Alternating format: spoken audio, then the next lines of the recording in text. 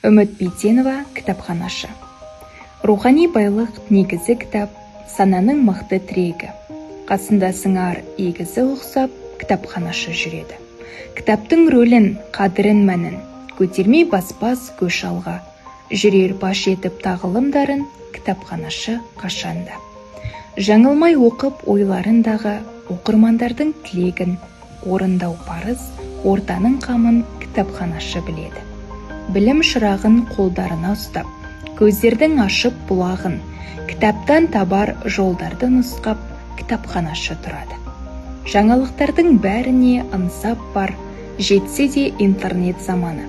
Кітаптай құнды жәдігерді сақтау кітапханашының талабы.